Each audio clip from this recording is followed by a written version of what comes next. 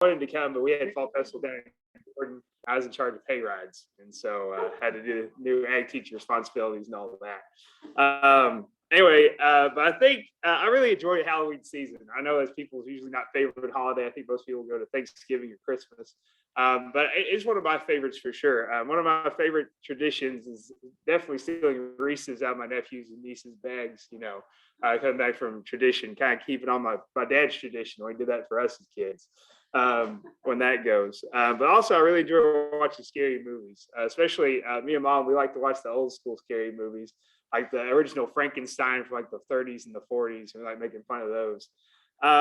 But sometimes fear that we see on TV or fear that we see on that is a lot different than what we experience here in real life. As far as that goes.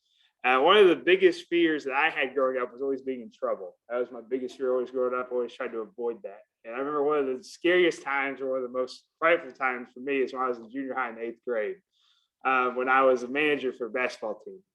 And I'm going to use Trey's name trial, and I apologize for that. He's not here to defend himself. But Trey, Terry, and I,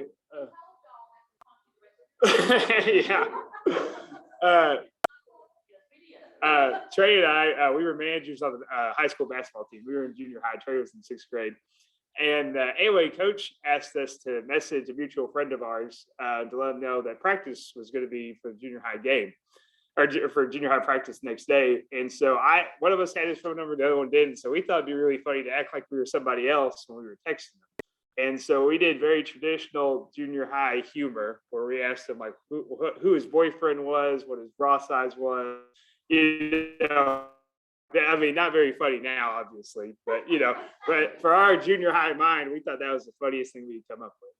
But we told them at the end of it who it was and stuff, and we just thought it was a good joke. But at the end of the day, really what it was cyberbullying. What we were doing.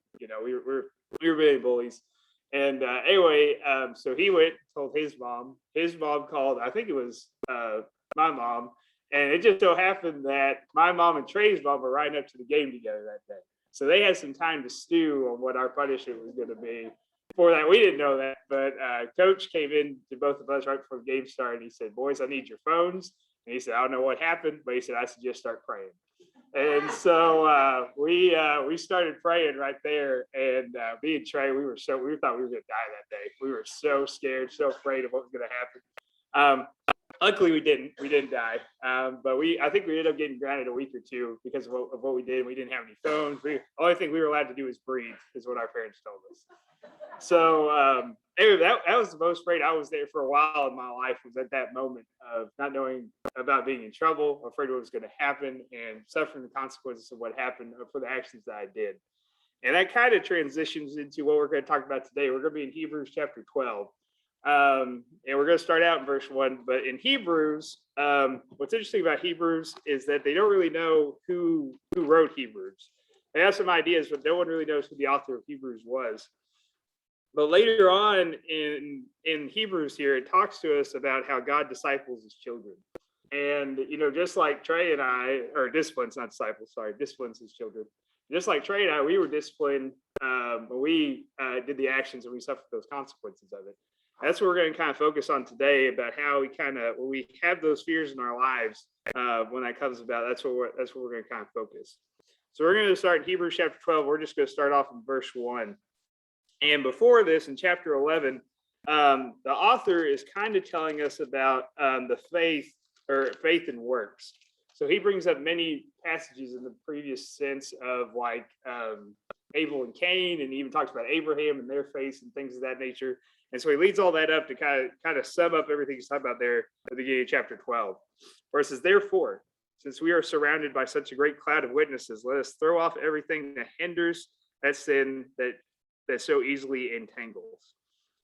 Let us run with perseverance the race marked out for us, fixing our eyes to Jesus, the pioneer and the perfecter of faith.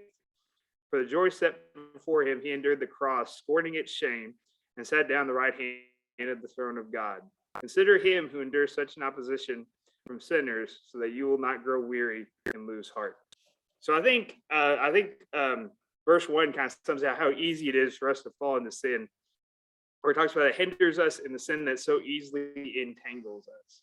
So kind of using my example from earlier, Trey and I, we just thought that was a simple little prank that we were going to do. We didn't realize the repercussions of the things that would happen with us.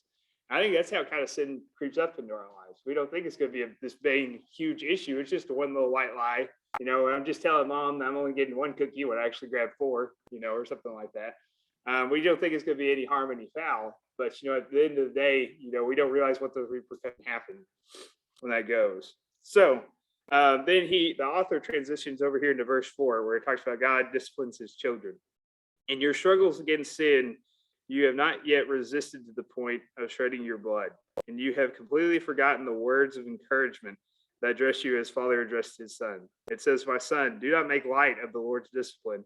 Do not lose heart when he rebukes you. Because the Lord's discipline, the one he loves, and he chastens everyone he accepts as his son. Enduring hardship as discipline, God is treating you as his children. For what children are not disciplined by their faith? If you are not disciplined, and everyone undergoes discipline, then you are not legitimate, not true sons and daughters at all. Moreover, we have all had human fathers who disciplined us and will respect them for it. How much more should we submit it to the Father of spirits and live? They disciplined for us for a little while as they thought best. But God disciplines us for our good in order that we have shared in his holiness. It continues on there in verse 11. No discipline seems pleasant at the time, but painful later on.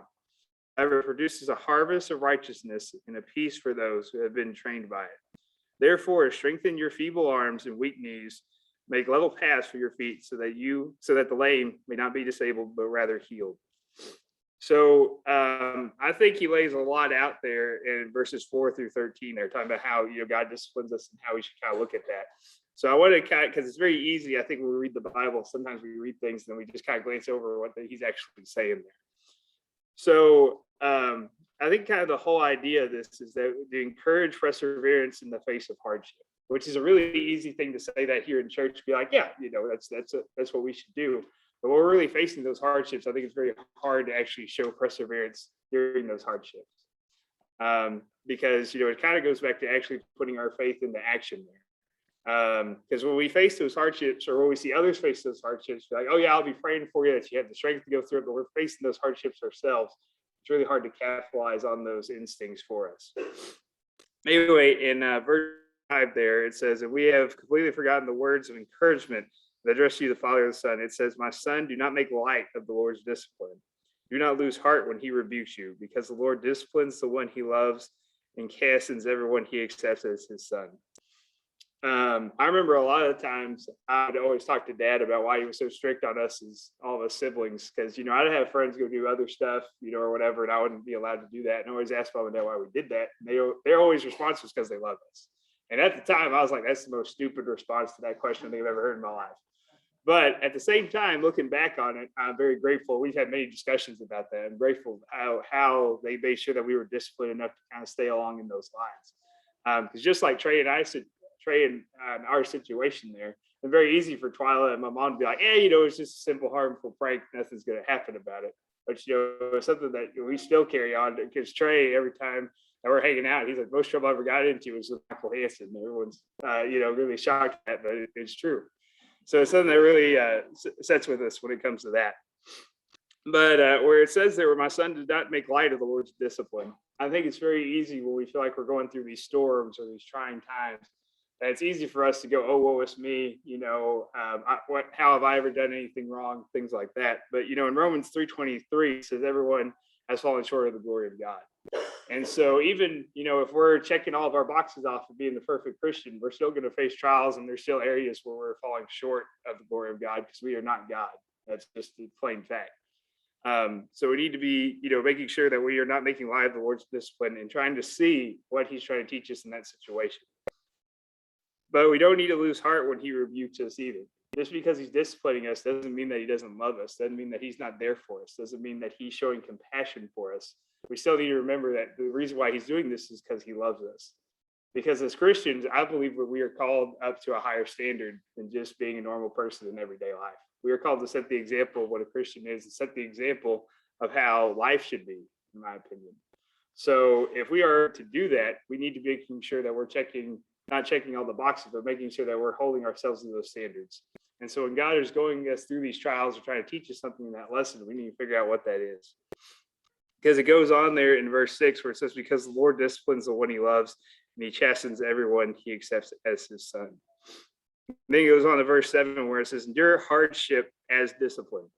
So it's saying when we're going through those hardships, we need to realize that this is discipline and where God's trying to direct us or where he's trying to lead us to. Most of the time I'll be going through a hardship in my life, and I call it a 2x4 moment when you realize what God's trying to do in your life. The reason why I call that a 2x4 moment, has anyone ever been hit in the head with a 2x4 or anything very solid like that? Everything becomes a lot clearer in a few seconds, because you're realizing where that came from, and also you're just paying attention right in front of you. And I call those 2x4 moments there because that's when God kind of reveals to me what he was working on when I wasn't paying attention. And I believe that's where God's kind of working on us. I mean, even today, you can look back, a few years later and realize where God's actually directing us, where he's actually leading us to. And I think that's just amazing how God works in those things. Because God is treating us as his children. I think sometimes people get the false impression that we are almost equals with God or that we're equals with Jesus. And that's just not the case. I mean, he wants to have a relationship with us, but it's more of a father and son type of, or father and daughter type of relationship, more so than equal type of relationship. And so that's why we face these hardships and we face these disciplines as we go across this.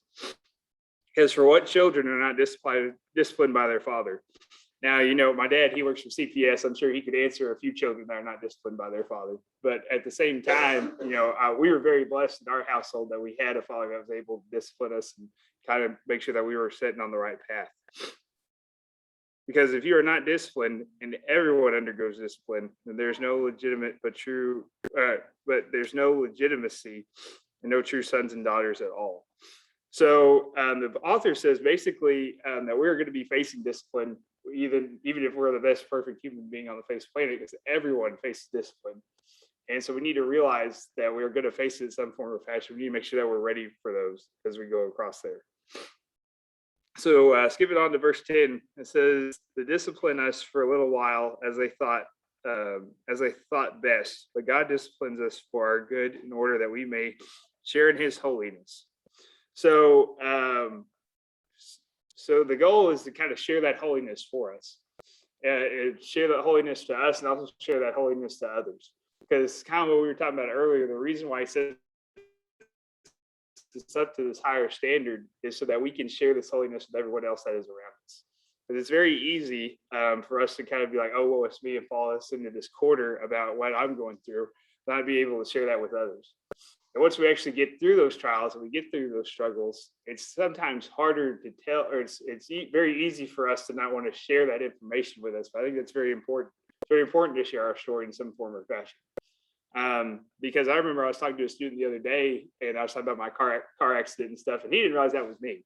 He thought it was some other teacher, and he was very impressed at the way that how I was coming, and we both kind of grew a respect for each other once we had that conversation. And so people either gain a respect or kind of realize where you've come from based off the past that you've been through. Because it's very easy, especially it can be easy for people to be like, well, look at Michael, he's got all of his life together, which I do not. But it's very easy for people to look at that from the outside. If you're not willing to share where you came from, then they're going to think, well, I can never meet that level of perfection. How on earth can I get there? And if we don't share our story with those people, they're not going to realize how we can get there through our stories from Christ. So in verse 11, it says, "No discipline seems pleasant at the time, but painful. Later on, however, it produces a harvest, righteousness, and peace for those who have been trained by it." So no discipline seems pleasant at the time. I remember many times I'd be in practice with Coach Broussard. I remember many practices where I was like, why on earth are we doing drills again? Why on earth are we weightlifting? Because none of it seems pleasant. But we were able to be successful during those times. Or even I remember with Mr. Qualls, we'd be training for UIL mathematics. I'd be, why on earth are we going over the same equation over and over and over again? But I got, those equations we would see later on in the test and things of that nature. And so, just because no discipline seems pleasant at the time, it actually, as the author says, is but painful. And most of the time when we go through these trials, we go through these storms in life, they are painful. We're not really looking forward towards those. We like looking in the valley. We like looking up on top of that mountain. But at the same time, it's important to get through those valleys because you're not able to get on top of the mountain without a climb. So we need to make sure that we're understanding that we are going to be facing these challenges. It's not going to be pleasant, but that's when God and Christ comes in when it goes through that. I know I've heard this saying before: God won't give you more than you can handle. I don't believe that's necessarily true. I believe that God gives us more than what we can handle, so that way we can go to Him and ask for His guidance and ask for His comforting and ask for His peace during those times. Let's see here. But going on into verse 12, it says, "Therefore, strengthen your feeble arms and weak knees. Make level paths for your feet, so the lame may not be disabled, but rather healed." So when we are being disciplined, I believe God is showing us our weak points and showing where we are struggling and showing where we are falling at in our walk with Christ. Because I don't think He usually challenges us where we're strong at. I think He challenges us where we're weak at, so we can build upon those strengths. And so I think that kind of shows us here in verse 12, where it says, "Therefore, strengthen your feeble arms and your weak knees." So where we're showing our weaknesses at, that's where God's going to kind of target us. So that way we can strengthen up those parts, and that way we can be better Christians and set the better example. And so I want to kind of jump over here to verse 14 here, where it says warning and encouragement. So Hebrews 12, chapter 14, it says, "Make every effort to live in peace with everyone and to be holy. Without holiness, no one will see the Lord. So that no one falls short of the grace of God, and that no bitter root grows up and causes trouble and defile many. See that no one is sexually immoral or godless like Esau, who for a single meal sold his inheritance right as the oldest son. Afterward, as you know, when he wanted to inherit the blessings, he was rejected. Even though he sought the blessings with tears, he could not change what he had done." So this is kind of a warning and an encouragement for us, a warning just saying that these things we're going to be facing. We need to make sure we're making the right decision, but also a warning that people around us are going to be making these decisions as well. Because it says, "Make every effort to live in peace with everyone and be holy." And most of the time in my mind, I don't know how y'all's minds work, but in my mind, when I read that, I'm like, yeah, everybody I like, I could do that. Yeah, everybody I like. But, God doesn't say everybody you like, or everybody that you're friends with, or just your parents or whoever. It says everyone. So that includes our enemies. That includes the people at work we don't like. That includes the person at the convenience store. As soon as you walk in, you got to turn around because you just can't handle them today. It's everyone. And I think that's where a lot of people kind of look past that, because when they read, like I said, in my mind, when we read everyone, we think everyone that we like. Think about everyone. And that includes just random people at the store, whoever it is, that we need to try to live in peace with everyone and to be holy. Which I think trying to be holy to everyone, that is a hard attempt or a hard goal to set before Christians, because it's hard it's okay because I could be polite to anybody, but being holy to someone, that's a whole nother level of trying to be nice to somebody, going the extra mile and things of that nature. Because without holiness, no one will see the Lord.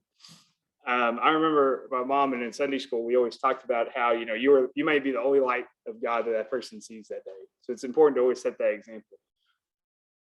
Same time, it's important. It's a very true statement, but you never know when you are that light for that person that day. You might be the only smile they get, or the only, at school for me, it might be the only knuckle bump that student gets that day. You just never know. So, it's important to shine that light wherever we're at, and see to it that no one falls short of the grace of God. Once again, it's no one, not just people we like, but all of our friends, all of our enemies. That no one falls short of the grace of God, and not even a bitter root grows up, cause trouble, and defile many. Because a root, I'm sure most of you know this, but like if you think of a weed, like a bitter weed,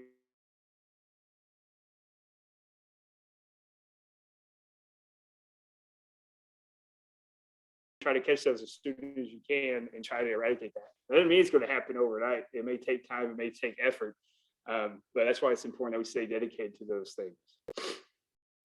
And I think it's funny that they bring up the story of Esau. I think Esau is a pretty interesting story. It talks about how for one single meal, and in the Old Testament, it even says just a bowl of soup. It's not even a good T-bone steak. It's a bowl of soup that he gives for a single meal. He sold his whole inheritance right as the oldest son.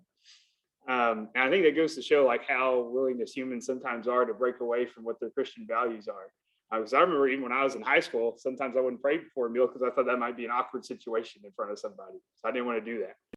And so, I think it's pretty easy to kind of see how we can fall astray of these things. We're not following the correct path and following those as that goes. It says in verse 17, afterward, as you know, when he wanted to inherit this blessing, he was rejected, even though he sought the blessings with tears, could not change what he had done. I think everyone's probably heard this terminology or this kind of idea before, but you squeeze all the tube out of the toothpaste, but you can't get all back in. I think it goes to kind of show once we make a decision, that's kind of final. I mean, it's a little bit easier than our words or our actions. But that's why it's important that any decision we make, that we go seek godly counsel for that, making sure that we're making the right decision, making sure that we're going across that path. Because I remember when I was applying at different jobs, kind of wondering where I needed to go. I mean, I called Brother Robert, I called Mr. Mike Jackson, I talked to my parents about it, because I wasn't exactly sure what direction I needed to go. That was, kind of a big, you're at least locked in there for a year, and I believe God set me in the right place there at Gordon, and I'm very blessed for that. But we need to make sure that we're trying to follow these examples and follow these efforts when that goes for it. But, we need to, but as this goes, we need to act wherever we encounter people. We need to make sure that we're trying to plant seeds of faith in those people. And seeds of faith, I think we always heard that terminology, but I think a lot of people think about just planting the seed and then walking away. But we don't know what sort of soil that we're planting that seed into. We don't know what sort of experiences that they have with that godly background. So it might be concrete that we're trying to plant that seed into, because they are very negative about it. Sometimes we have good, nutritious soil that it's going to take and care and nurture that seed, but we never know who we're going to encounter. And sometimes we even got to put fertilizer on it. And fertilizer stinks. Fertilizer is not the best thing, but at the same time, some people need that kind of tough love and that tough encouragement for that. But also, too much fertilizer can kill the seed as well. So we need to make sure that we have a good balance as that goes.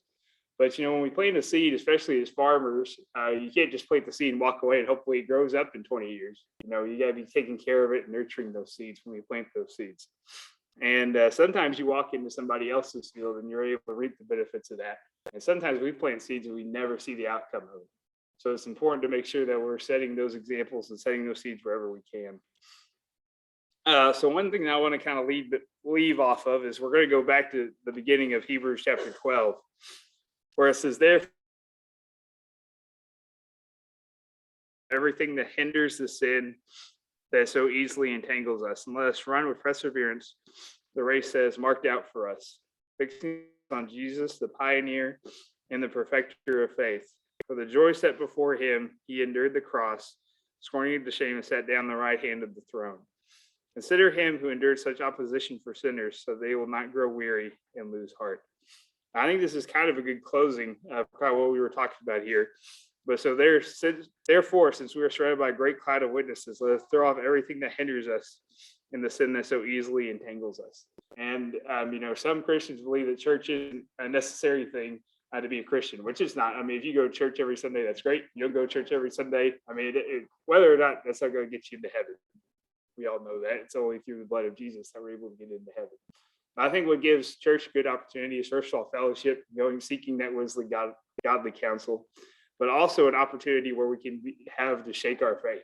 Even if it's just in the pew that you're sitting at, or even when it's doing the invitational, but it gives you an opportunity to shake that sin off and kind of loosen your burdens before you go on to the next week. And some people think that's only a place for church. Obviously you can do that anytime, even if it's at your house or even just during a lunch break or anything like that. Just asking for, that just sense of peace around you. And let us run with perseverance to the race marked out for us. And, Jeremiah 29:11 says, for God's speaking, for I know the plans I have you, declares the Lord. Plans to prosper you and to protect you, and plans to keep you safe. And, and I believe that God has this planned out for us. Now, obviously, we have the option to deter from that, just like any other race. But at the same time, we need to make sure that we're staying on that course and to make sure that we have that perseverance to keep running that race. Because when we're going through those hardships, it's really tough. I remember there's been several times where I've decided, hey, I'm going to start running again. I might start running a few weeks, and then it's a little chilly outside. I'm like, I'll wait. And then the next day it starts raining, I'm not going to do that. So you need to make sure that we have that perseverance to finish and continue that race as that goes. And then in verse 2, it says, fixing their eyes on Jesus, pioneer and the perfecter of faith. Which I think is a true statement, because if you start looking in the Gospels, Matthew, Mark, Luke, and John, it really sets forth of how we're supposed to live as Christians. which Jesus sets a high bar because he does miracles in there. And we're not going to be doing any miracles on here, but at the same time, it's important to realize where we should be setting our standards for. For the joy set before him, he endured the cross, scorning shame, and sat down the right hand of the throne of God. Consider him who endured such opposition from sinners, so that you will not grow weary and lose heart. So one thing about this is, we talked a lot about, making sure that we're liking the people, or kind of, we face those disciplines, and like I said, it's easy here in church to be like, oh yeah, when I face discipline, I'm going to be, be doing right with God, and all that. At the same time, that's a really hard challenge to set forth amongst anybody. And so I think it kind of sums it in verse 3, where it's saying, we need to make sure we're focusing our eyes on God and focusing on what we have in store for him, as far as that goes. If you'll pray with me this morning. Father, we just come.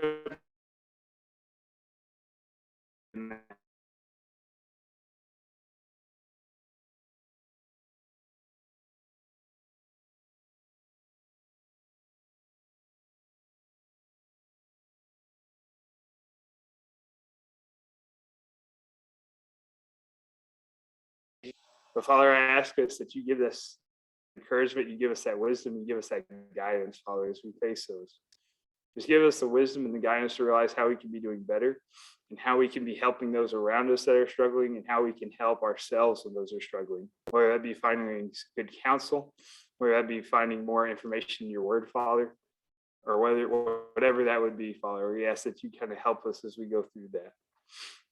Father, as we just have an invitation, Father, Lord, I just ask that your presence be here. I ask that you just kind of work in this room and be with those around us, Father. And Father, I just thank you for allowing us to be here today and just be able to have an opportunity to just study and talk about your word, Father. In Jesus' name that we pray, amen.